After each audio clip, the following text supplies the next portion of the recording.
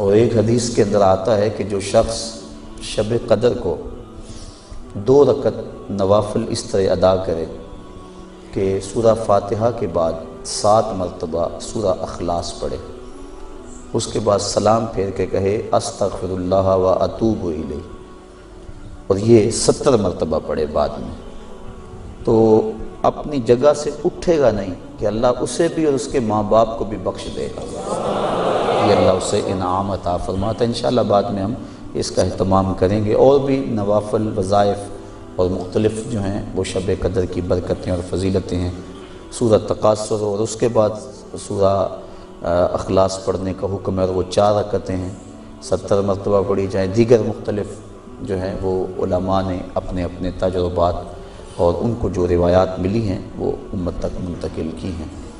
تو یہ رات اپنے دامن میں اس اعتبار سے بہت ساری رحمتیں لیے ہوئے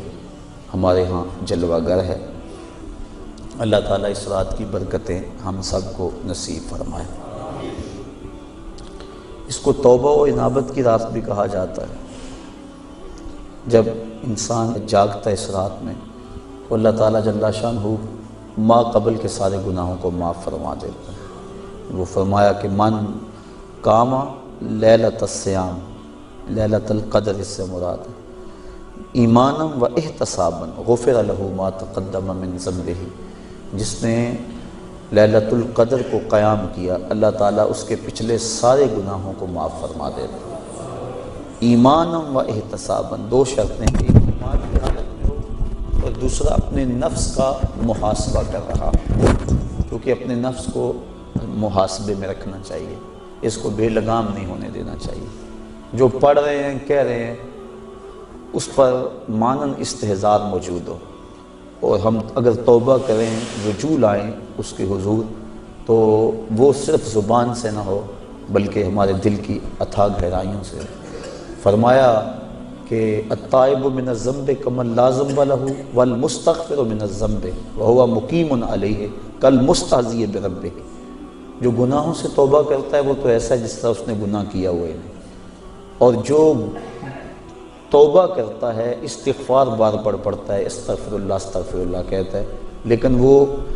گناہوں کو چھوڑنے کا ارادہ نہیں پاتا اپنے اندر، جمع ہوا ہے گناہوں کا۔ کہا کل مستہزی بربہ، وہ اپنے رب سے مذاق کرنے والا ہے کہ جس پر استغفار کر رہا ہے اس کو تو چھوڑ ہی نہیں رہا، اس کا تو ارادہ ہی نہیں کر رہا کہ میں نے اس کو چھوڑنا ہے، تو وہ تمسخر کرنے والا کہلاتا ہے۔ تو جو ہم دعا مانگتے ہیں، جو ہم کہتے ہیں،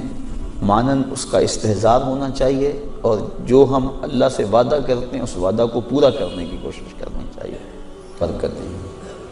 ویسے تو حدیث شریف میں آتا ہے کہ اس کو طاق راتوں میں، آخری عشرے کی طاق راتوں میں تلاش کرو، لیکن حضرت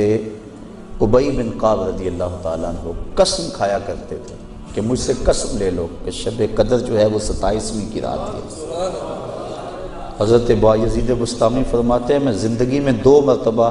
شب قدر کو پایا ہے، اور دونوں مرتبہ 27ویں شب کو ہی پایا ہے۔ حضرت ابو الحسن ایک بزرگ ہیں،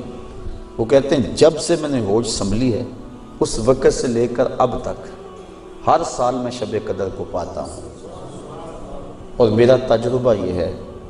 کہ اگر پہلا روزہ پیر کا ہو تو شب قدر 21 تاریخ کو ہوتی ہے، اور اگر پہلا روزہ جمعرات کا ہو تو شب قدر 25 تاریخ کو ہوتی ہے، اور اگر پہلا روزہ جمعے یا منگل کا ہو تو شب قدر 27 کو ہوتی ہے، اور اگر پہلا روزہ جو ہے وہ اتوار یا بدھ کا ہو تو شب قدر 29۔ اس کی رحمتیں بازو پھیلائے آواز دیتی ہیں بندے کو کہ کوئی ہے بخشش مانگنے والا، کوئی ہے رزق مانگنے والا، کوئی ہے سوال کرنے والا، میں اس کی جھولیاں بھر دوں۔ ہم تو مائل بکرم ہیں، کوئی سائل ہی نہیں، راہ دکھلائیں کسے، کوئی راہ روے منزل ہی نہیں۔ صرف 4 اشخاص ہیں جو اس رات محروم رہتے ہیں، ایک عادی شرابی، شراب کا رسیہ، دوسرا والدین کا نافرمان، تیسرا قاطع الرحم، خون کے رشتوں کو توڑنے والا، اور چوتھا وہ شخص جو سخت دشمنی رکھنے والا ہے، اور سخت دشمنی اس کو کہتے ہیں جو 3 دن سے زائد ہو۔ کیونکہ مومن جب ایک دوسرے سے ناراض ہو جاتے ہیں تو 3 دن سے زیادہ ناراض نہیں رہتے، تو جو 3 دن سے زیادہ ناراض ہیں ان کو سخت دشمنی رکھنے والا کہا جاتا ہے۔ تو اس رات کی جرمٹ میں، اس رات کے حسین لمحوں کے اندر یہ 4 بندے اللہ کی رحمتوں سے محروم رہ جاتے ہیں۔ اگر توبہ کر لیں تو اللہ تعالیٰ جل شانہ اس رات کا حصہ ان کو بھی عطا فرما دے گا۔ اس رات کی جرمٹ میں اللہ کی بے پناہ رحمتوں کا نزول ہوتا ہے،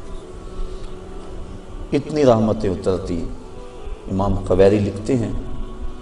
کہ روئے زمین کے تمام مسلمانوں میں ان رحمتوں کو تقسیم کر دیا جاتا، رحمتیں پھر بھی بچ جاتی ہیں۔ جتنی فرشتے لے کر رحمتیں آتے ہیں وہ رحمتیں سب کو دینے کے باوجود بھی رحمتیں بچ جاتی ہیں،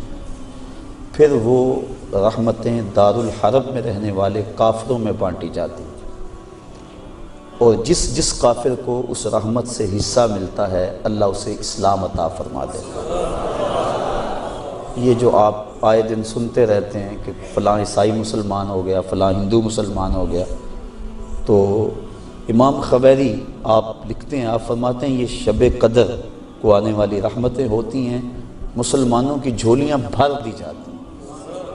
اور پھر اس کے بعد جب رحمتیں بچ جاتی ہیں تو وہ دارالحرب کے اندر رہنے والے کفار کو بانٹ دی جاتی ہیں، اور انہیں اللہ پھر بعد میں ایمان عطا فرما دیتا ہے۔ اور ایک روایت کے لفظ اس طرح ہے کہ پھر وہ رحمتیں چھوٹے بچوں میں بانٹ دی جاتی ہیں۔ اللہ کی رحمتیں کتنی عمیم ہیں اور اس کی رحمتیں کتنی وسیع ہیں۔ اللہ تعالیٰ کے محبوب علیہ السلام نے اللہ کی بارگاہ میں یہ عرض کی تھی کہ مالک، میں اب اپنی امت کو تیرا سلام پہنچاتا ہوں، تیری جانب سے جو سلامتیاں وصول کرتا ہوں وہ اپنی امت کو میں دیتا ہوں، تو جب میں چلا جاؤں گا تو تیری طرف سے اترنے والی سلامتیوں کو اور سلام کو میری امت تک کون پہنچائے گا؟ تو اللہ تعالیٰ نے سورۃ القدر نازل کی، اس میں فرمایا سلام محبوب فکر نہ کر، فرشتوں کی ڈیوٹی لگا دی ہے، وہ قیامت تک تیری امت پر سلامتیاں نازل کرتے رہے۔